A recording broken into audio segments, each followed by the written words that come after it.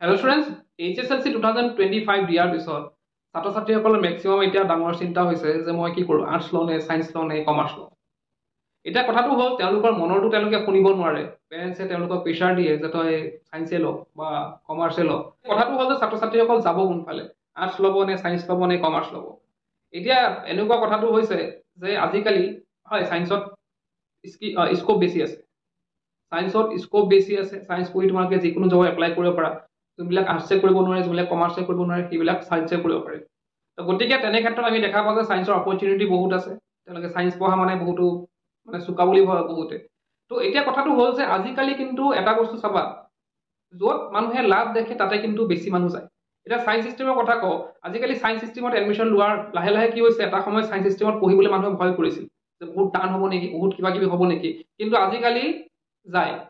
আজিকালি মেক্সিমাম ছাত্ৰ ছাত্ৰী সায়েন্সৰ ফালে ঢপালি মেলিছে, যাৰ ফলত আৰ্টছ আৰু কমাৰ্চৰ ছাত্ৰ ছাত্ৰীৰ সংখ্যা লাহে লাহে তল পৰিছে, মানে অলপ কমি গৈছে। ষ্ট্ৰীম চুজৰ ক্ষেত্ৰত পেৰেণ্টছসকলে এটা সাজেষ্ট কৰিব পাৰে যে তই চাচোন সায়েন্স ল'ব পাৰ যদি সায়েন্সটোকে ল, সাজেষ্ট কৰিব পাৰে। কিন্তু মই ভাবোঁ যে তেওঁলোকে প্ৰেছাৰাইজ কৰি যিকোনো এটা ষ্ট্ৰীম দিয়াটো ঠিক হ'ব বুলি। কাৰণ বহু ক্ষেত্ৰত দেখা যায় তেওঁলোকে সায়েন্সত ল'লে, লৈ পেলাই তেওঁলোকে ভাল ফলাফল দেখাব নোৱাৰিলে, তেওঁলোকে বুজিয়ে নাপালে। তাৰ ফলত কি হ'ল, তেওঁলোকে আকৌ কি হ'ল, এবছৰ পঢ়িলে, HS ফাৰ্ষ্ট ইয়েৰটো পঢ়িলে, আকৌ ৰিটাৰ্ণ আকৌ এডমিশ্যন ল'লে HS ফাৰ্ষ্ট ইয়েৰত আৰ্টছত। তেনে কৰিলে কি হ'ল, তেওঁলোকৰ পঢ়াৰ যোনটো মনোবৃত্তি সেইটো নাইকিয়া হৈ গ'ল। তেওঁলোকে নিজকে মানে ভাবিব ধৰিলে যে মই চাগে আৰু নোৱাৰিমে পঢ়িবলৈ। তো তেনেকুৱা এটা মানে কণ্ডিশ্যন আহিছে। গতিকে পেৰেণ্টছসকলক, মেইনলি মই পেৰেণ্টছসকলক মই এটা ৰিকুৱেষ্ট কৰিম যে আপুনি সাজেষ্ট কৰক, ছাত্ৰ ছাত্ৰীসকলক সাজেষ্ট কৰক যে আৰ্টছ পঢ়া বা সায়েন্স পঢ়া বা কিবা এটা কৰা, কমাৰ্চ পঢ়া, কিন্তু তেওঁলোকক ফ'ৰ্চ নকৰিব যে এইটোৱে ল'ব লাগিব। তো এতিয়া স্কোপৰ যদি কথা কওঁ, স্কোপ হয় মইতো কৈছোঁ সায়েন্সৰ হয়তো স্কোপ অলপ বেছি থাকিব তেওঁলোকৰ তুলনাত, কিন্তু আৰ্টছ বা কমাৰ্চৰ যে স্কোপ নাই তেনেকুৱা কোনো কথা নাই। আজিকালি প্ৰথমতে কমাৰ্চৰ যদি কথা কওঁ, কমাৰ্চৰ যিহেতু ষ্টুডেণ্ট কম, আৰ্টছতকৈ কমাৰ্চৰ ষ্টুডেণ্ট কম, গতিকে কমাৰ্চ পঢ়িলে কিন্তু এটা এজ এ হোল আমি দেখা পাওঁ GST ক্ষেত্ৰত, টেলিৰ ক্ষেত্ৰত, বিভিন্ন দিশত আজিকালি কমাৰ্চৰ কিন্তু যোনবিলাক ফাইনেন্সৰ ক্ষেত্ৰত কমাৰ্চৰ ছাত্ৰ ছাত্ৰী কিন্তু আগবাঢ়ি আহিছে। আৰু কমাৰ্চৰ আগৰ নিচিনা স্কোপ নথকা নহয়, আজিকালি বহুতো স্কোপ ওলাইছে। কমাৰ্চৰ ক্ষেত্ৰত বহুতো স্কোপ আছে আজিকালি। তো কমাৰ্চ ল'লেও কিন্তু বহুত আমাৰ ৰাস্তা থাকে, আৰু কমাৰ্চৰ যিহেতু কম্পিটিশ্যন কম, তেনে ক্ষেত্ৰত ভাল হয় কমাৰ্চ ল'লে। আৰু আৰ্টছৰ ক্ষেত্ৰত যদি কথা কওঁ, আৰ্টছৰো আমাৰ বিভিন্ন দিশত আছে, বিভিন্ন দিশত আছে আৰ্টছৰ ক্ষেত্ৰতো।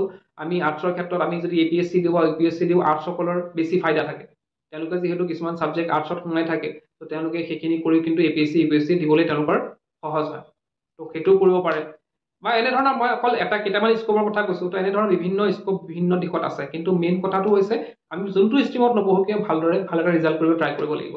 আমি পঢ়িলোঁ, পঢ়ি পেলাই যেনে তেনে ৰিজাল্ট কৰিলোঁ, সেইটো আমাৰ লক্ষ্য হ'ব নালাগে। এতিয়া মই সায়েন্সত পঢ়িলোঁ, পঢ়ি পেলাই মোৰ 40-45% হৈছে, মই একো বুজিয়ে নাপালোঁ, মই NEET কি দিম, JEE কি দিম, মোৰ যোনটো ছাবজেক্টত ইণ্টাৰেষ্ট নাই সেইটো ছাবজেক্ট মই লৈ পেলাই বহি আছোঁ, কিন্তু পিছত মই দেখিছোঁ যে মই আৰু নোৱাৰিম, মোৰ দ্বাৰা নহ'ব, মই ফেইলেই মাৰিলোঁ। তেনেকুৱা এটা কণ্ডিশ্যন হৈছে। বহুতো ছাত্ৰ ছাত্ৰীয়ে আৰ্টছৰ পঢ়া ষ্টুডেণ্ট, তেওঁ হয়তো আৰ্টছ লোৱা মন আছিল কিন্তু সায়েন্সত পঢ়িছে, তাৰপিছত গৈ পেলাই ফেইল মাৰিছে বা কম পাৰ্চেণ্টেজ লৈ পেলাই পাছ কৰিছে। তো এনেধৰণৰ কণ্ডিশ্যন পিছত হোৱাতকৈ আগত ভবাই ভাল।